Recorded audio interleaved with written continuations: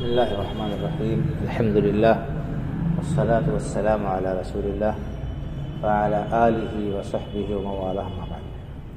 عن عبد الله بن عمر رضي الله عنهما قال: أخذ رسول الله صلى الله عليه وسلم بمنكبي فقال: كن في الدنيا كأنك غريب أو عابر سبيل، أو كما قال صلى الله عليه وسلم. وكان عبد الله بن عمر رضي الله عنهما يقول: إذا أصبحت فلا تنتظر المساء وَإِذَا أَمْسَيْتَ فَلَا تَنْتَظِرِ الصَّبَاحَ.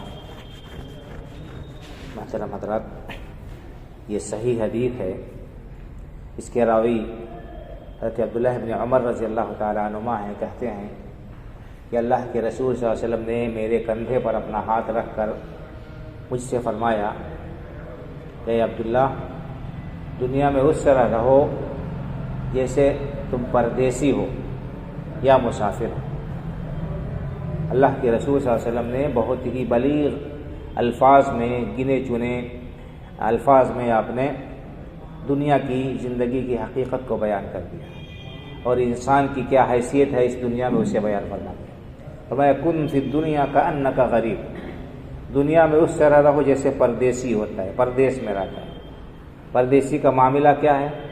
پردیس میں چاہے اس کو جتنی سہولت ہو، جتنا آرام و آسائش ہو اور وہاں پر اس کو جتنی بھی فراوانی میسر ہو، لیکن کبھی وطن سے وہ غافل نہیں ہوتا. اس کا خیال ہمیشہ اپنے گھر، اپنے بال بچوں کی طرف ہوتا ہے، اپنے وطن کی طرف ہوتا ہے. کب میری ضرورت پوری ہو اور کب بچوں کی طرف لوٹ جائے. کبھی بھی پردیس میں جو عقل مند انسان ہے وہ اپنا دل نہیں لگاتا ہے، اپنی ضرورت بھر ہی رہتا ہے اور اس کے بعد جلد سے جلد لوٹنے کی کوشش کرتا ہے. اسی طرح سے ایک مسلمان ہے، ایک انسان ہے، یہ دنیا اس کے لیے پردیس ہے. اصلی جگہ انسان کی کیا ہے؟ جنت ہے. آدم علیہ السلام جنت میں تھے اور اصلی ٹھکانہ انسان کا لوٹ کر جہاں جانا ہے اس کی فکر کرنی چاہیے. کہنے مطلب اس کی فکر کرنی چاہیے. اس سے جب فکر کریں گے اس کے لیے تجدید کریں گے. آپ نے فرمایا کہ جیسے پردیسی پردیس میں رہتا ہے اسی طرح دنیا میں رہو، یعنی دنیا سے دل نہ لگا. او عابر سبیل، یا مسافر. مسافر کا حال کیا ہوتا ہے؟ جو ہے گزرتا ہے، اس کی ہمیشہ فکر اور سوچ منزل پر ہوتی ہے کہ کب منزل پر پہنچے، منزل آئے. راستے میں چاہے جتنے اچھی جگہ ہو، چاہے جتنے خوبصورت مناظر ہو، چاہے جتنی بڑا شہر ہو، آبادی ہو، دلکش جو ہے کتنی بھی چیزیں کیوں نہ ہو، لیکن انسان راستے میں کوئی عقل مند انسان نہیں اترتا ہے. وہ منزل پہنچ کر ہی دم لیتا ہے. ہاں، ان چیزوں سے وقتی طور پر وہ فائدہ اٹھا لیتا ہے، ان چیزوں سے وہ وقتی طور پر دل کو خوش کر لیتا ہے، کچھ سستا لیتا ہے، کچھ کھا پی لیتا ہے، لیکن اس کا اصلی جو ہے نشانہ ہوتا ہے منزل پر پہنچنا. اسی طرح سے ایک مسلمان کا ٹھکانہ کیا ہے؟ اس کی منزل جنت ہے. تو اس سے کبھی بھی غافل نہیں ہونا چاہیے.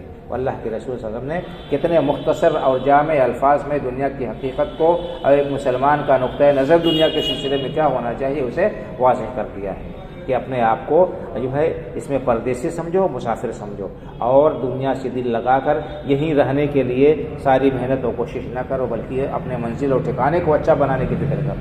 عبداللہ ابن عمر رضی اللہ تعالیٰ عنہ راوی جن کو اللہ کے رسول نے نصیحت کی، انہوں نے کہا کہ دیکھو، یعنی کیا ہونا چاہیے، ہماری حالت اور حیثیت کیا ہونی چاہیے؟ صبح نصیب ہو گئی تو شام کا انتظار نہ کرو. یہ نہ سوچو کہ مجھے آج شام بھی ملے گی، اتنی لمبی آرزو مت باندھو کہ شام تک ہم زندہ رہیں گے. شام نصیب ہو جائے تو صبح کا انتظار نہ کرو. اور صحت کے عالم میں، اپنے تندرستی کے عالم میں بیماری کے لیے جو ہے زیادہ راہ جمع کر لو. صحت کے عالم میں انسان کام کر سکتا ہے، بیمار ہو جاتا ہے، بیماری لاحق ہو جاتی ہے تو پھر وہ چاہتا ہوا ہے تو بھی کوئی کام نہیں کر پاتا ہے، ڈھنگ سے عمل نہیں کر پاتا ہے، اس کا دل نہیں لگتا، اس کو رکوع و سجود میں اور عبادات میں تکلیف محسوس ہوتی ہے. ہم یہ ساری چیزوں کو دیکھتے ہیں. تو فرمایا کہ جب صبح مل جائے تو شام کا انتظار نہ کرو، شام ہو جائے تو صبح کا انتظار نہ کرو، اور اپنی صحت کے عالم میں بیماری کے لیے ذات راہ جمع کر لو. زندگی کی جو مہلت اللہ نے دی ہے، موت سے پہلے اس کو غنیمت سمجھ لو.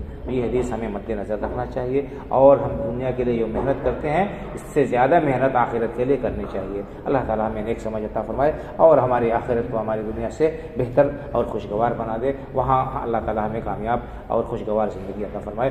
آمین. وآخر دعوانا الحمدللہ رب العالمین. وصلی اللہ علی نبینا محمد وعلی آلہ وصحبہ اجمعین. السلام علیکم ورحمۃ اللہ وبرکاتہ.